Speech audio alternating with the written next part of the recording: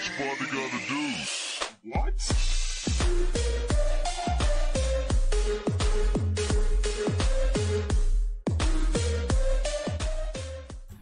It's your boy JT, and we're back at it again with the Maroczy Unbound, and we're learning today about Black's counter strategies, and we're dealing with the F5 push.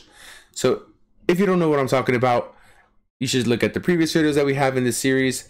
There will be a playlist link down below, and also if you want to join us live for the lesson, you can go to twitch.tv/JapaneseTutor. Link is also down below, and if you want to follow along with us, link is down below for the book, an amazing book. It's Pawn Structure Chess by Andrew Soltis. And while I read from the text, I'm also going to give you some insights of what I've played and some of the positions I've had and my experiences with a lot of these pawn structures, and I'm learning along with you guys. Okay, and for the Maroczy, you can just say bind. Everybody knows what it means, so don't worry about it. But Maroczy.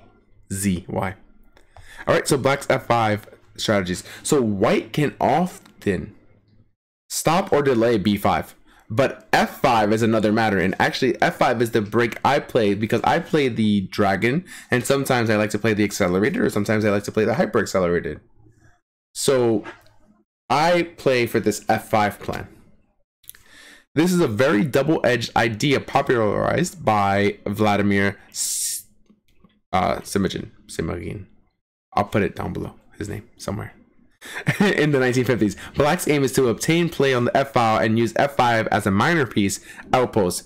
An example from an English line, so we're going to go over a game that was actually played by Sadie Vershevsky. So C4, knight f6, knight C3, C5. Boom, knight f3, knight c6, g3, g6. It's pretty much symmetrical English so far. Bishop g2. And actually, there's a funny story that I tell a lot of my students, is that if you do not know how to play against the English, or you don't like to play against the English, just copy them until move 7. Except when they play d4. Castles, castles, d4. C captures d4. Knight captures d4, knight captures d4, queen captures d4. d6, queen d3, a6, bishop d2, bishop f5, e4, and b. So bishop e6. This is actually a small nuance saying, hey, your bishop will not have the scope that it should have because you have this pawn here. So you play bishop f5 first, hitting the queen. If the queen moves away, then we have a great bishop and we can just move our pawn, or we can protect our pawn in other ways. If they play e4, for like they are, they're blocking their bishop, and now we have the bishop on e6 where we wanted it to be anyways. So small little nuance. We also saw that in the last episode. b3, queen d7. And we've seen this battery before.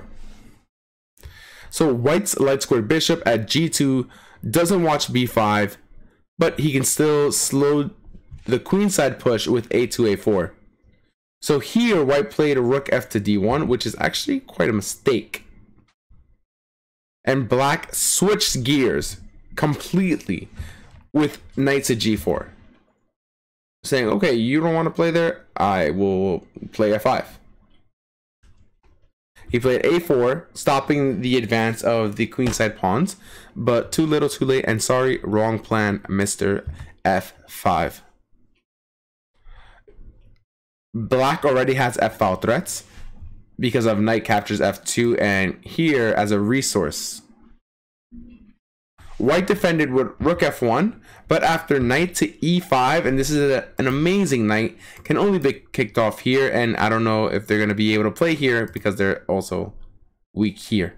So queen to e3, f captures e4 first, bishop captures e4, bishop h3, saying, hey, this was your strong bishop, right? This was your strong bishop, but now it's not,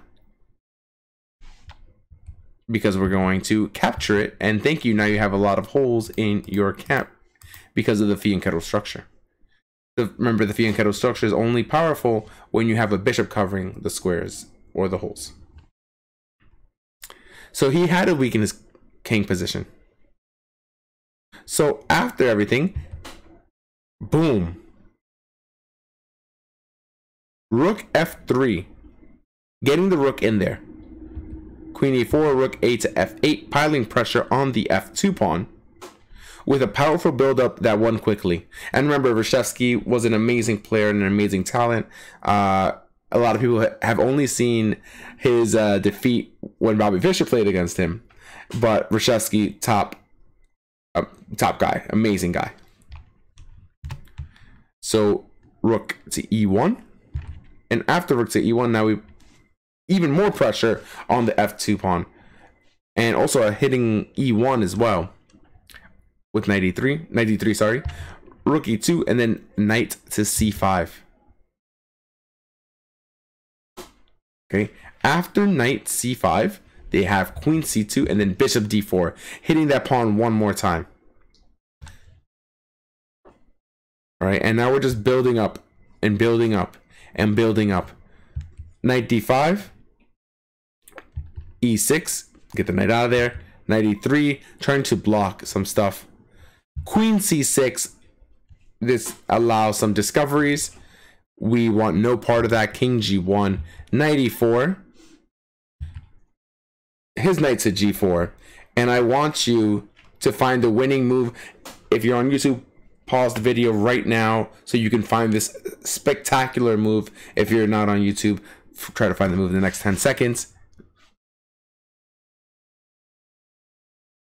Psych, less than 10 seconds. The move here is knight captures g3, and it is game over.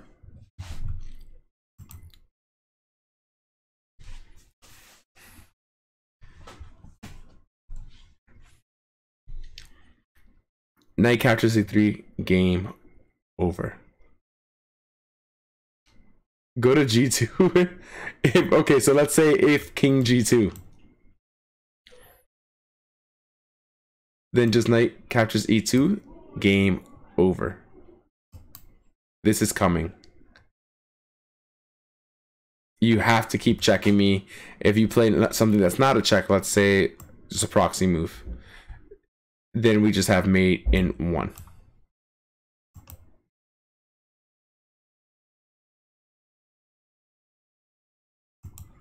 The knight f6 interference, exactly. The knight f6, but we just take, and then you can have the queen g6 interference, right? And then the bishop f4 interference. But even that fails to this, right?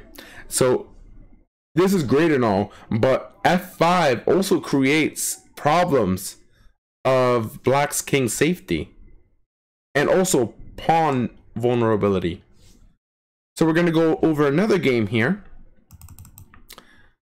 and it's e4, c5, knight f3, knight c6, d4, c captures, g6, going to the accelerated dragon, and then we're going into the Maroczy bind with c4, bishop g7, bishop e3, knight to h6, knight c3, castles, bishop e2, d6, castles, f5. Now e captures f5 poses a choice.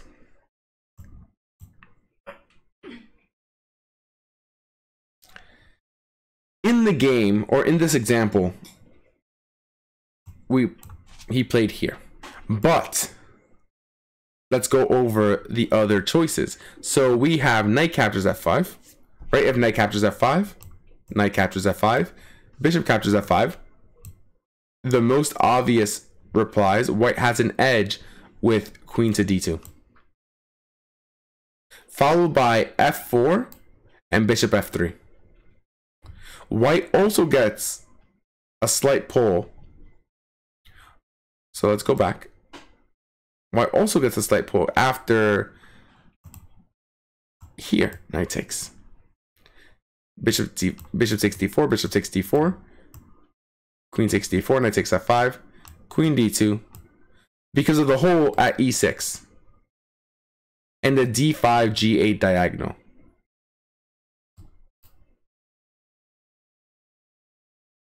Okay, and just for example, let's say some bishop d7 move, bishop f3, attacking here, queen, let's say bishop c6, and now bishop d5, king g7, and rook fe1.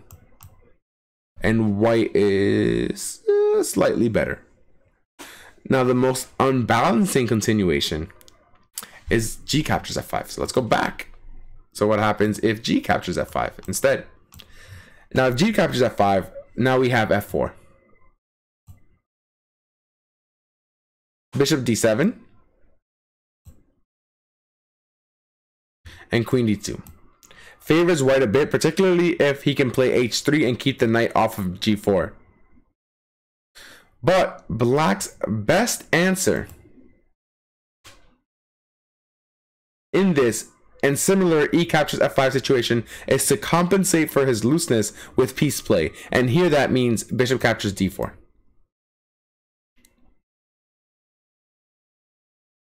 Because bishop captures d4, knight captures f5 eliminates white's 2 bishop edge.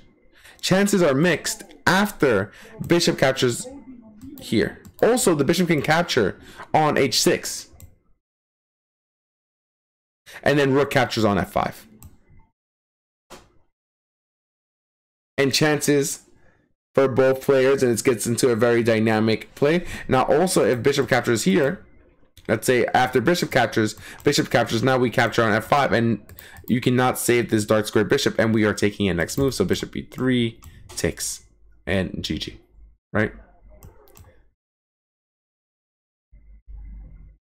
And it's about equal for both sides.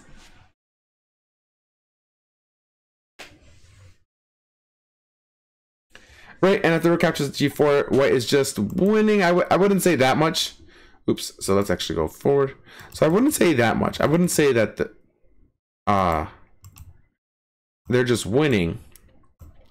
Let's say if g4, now this is extremely weak. This is extremely weak. Now maybe just rook f7, and I think black is doing just fine because of the pressure here. And so we're activating a lot of our pieces.